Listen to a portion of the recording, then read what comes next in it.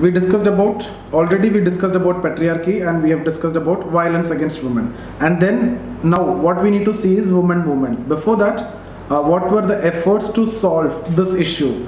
So we need to see from government side and also non-government, right? So non-government means what? This is the people's action. People's action. So this is the collective action, right? This is a collective action. This is what? Social movements, or we can say here women movement. So here women movement is what we are going to see. But before that, what was the welfare state action? You can see some specific initiatives, right? Specific initiatives. In case if you get a question in GS and all, violence against women, this also you have to obviously write the efforts from government side, and also you need to write about the people's action, NGOs and collective actions. So specific initiatives means what? Where there are various constitutional provisions, okay, like equality, various legislations are there, Domestic Violence Act, dowry prohibition, etc., right? So all these are aiming to improving the status of women with an assumption that violence will come down. Okay, so apart from that, there are some general measures like government programs for women education, health, economic support, etc. Various government policies like 5-year plans. So everything, all those things will come under this. But all those things are not enough and not sufficient. That is the context for women movement. And when we talk about women movement, pre-independence also women movements were there, but most of the women movements are under the nationalist movement, right? So under nationalist movement, but post-independence, immediately after independence, women movement got suppressed like any other movement because of the welfare policies of the states, welfare initiative. But then later you can see various women movements. So we will see pre-independence, and even before British period also we will see. So women movements address various socio-economic political problems faced by women as a category. These movements must be understood within the overall context of patriarchal Indian society. So patriarchy means it is basically male dominance. Apart from this, women movement also addresses various problems faced by women in the society which are not necessarily linked to male dominance. Although in India, the question of oppression of women and the related issues had been addressed by various socio-religious reform movements during the pre-British period, but in the modern context, the women movement have their beginning in 19th century socio-religious reform movements. Okay, so in the pre-British period, the reforms were envisaged within the overall framework of religious reforms. During the British period, for the first time, the reforms aimed at giving the women the due social space by promoting participation of women in society. During British period, various types of women movements can be understood. A broad analysis of these movements revealed that the women questions were addressed within other movements. Mainly when we talk about other movements, within Kisan Sabha movement, like the peasant movement also, women issues were addressed. Okay, and the pure women movement hardly had their existence. It was not there. Pure women movements you cannot see. It was part of many other movements. It is part of backward caste movement. It was part of peasant movement. It was part of nationalist struggle. Okay, so these include liberal reformist movement. Like Brahmo Samaj is talking about women issue, Prarthana Samaj, etc. are examples, right? So here you can talk about anti-sati issues.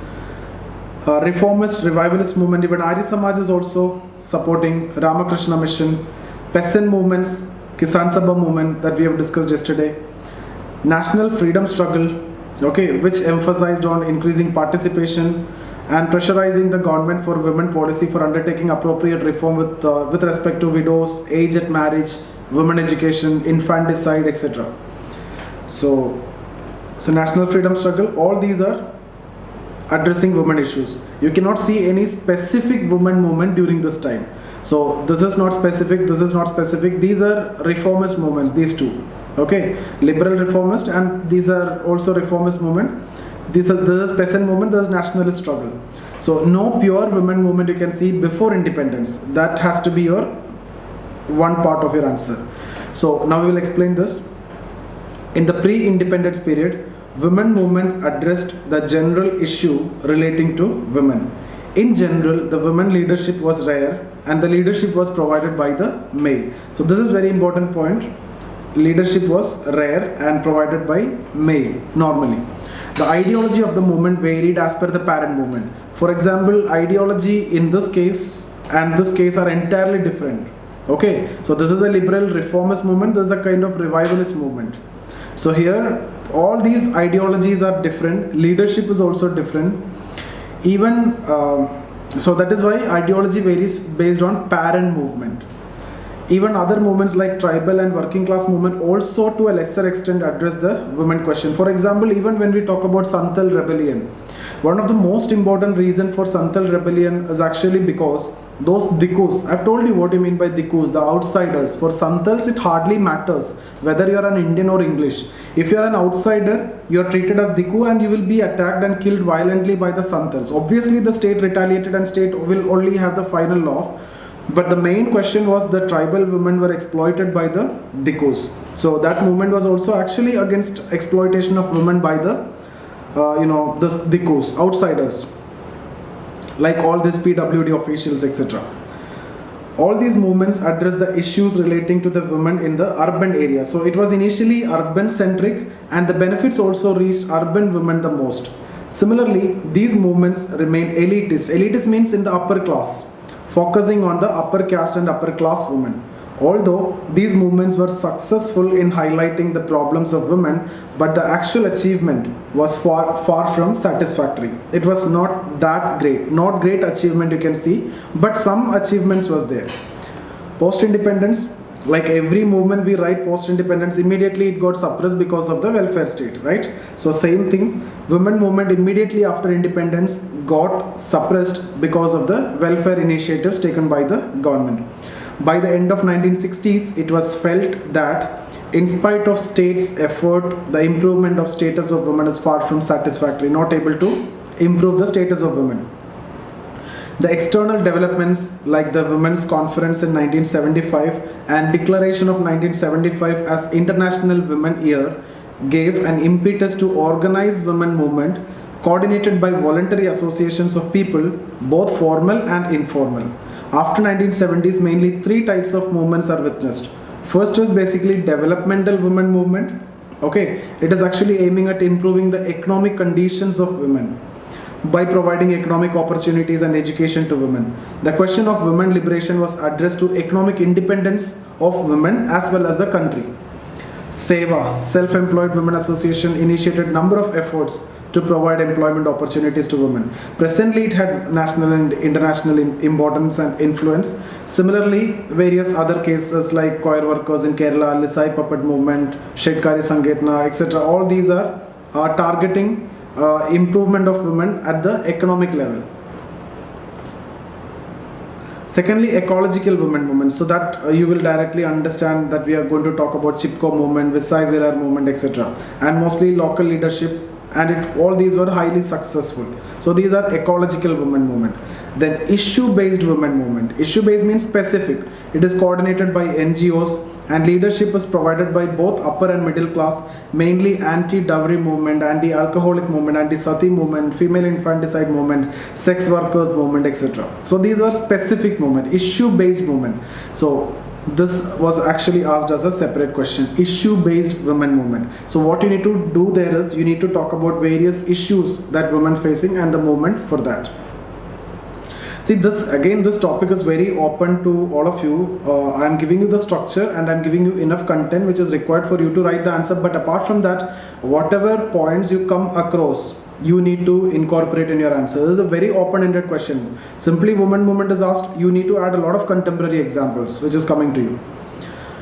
After 1960s, development in the economic and political system led to structural transformation in the nature of women movement. So you can see Panchayat Raj institutions, women are getting reservation and women leadership is seen more. Okay, even though you can see Sarpanch Pati, that the husband is actually the person who's ruling by keeping a dummy Panchayat president. Okay, so the wife will act as a dummy only, but still I hope you might be knowing the Sarpanch Padi concept. So Panchayat Raj institution that actually gave mobility to women. Then reservation movement, like reservation in the parliament and legislative assembly. Okay. So these follow a typical political approach for women's liberation. Then RTI movement, a strong RTI movement is going on where women are participating at a very high level. These new movements, instead of addressing specific issues, aim at changing the structure which hinder the development. Okay. Now, although the status of women have witnessed a tremendous change after independence, but the problem still persists. The relationship between men and women in Indian society is far from equal. Various recent initiatives like right to education, NREGA, gender budgeting, microfinance, and social security schemes for the workers of the unorganized sector aimed at improving the status of women in general with the wider influence.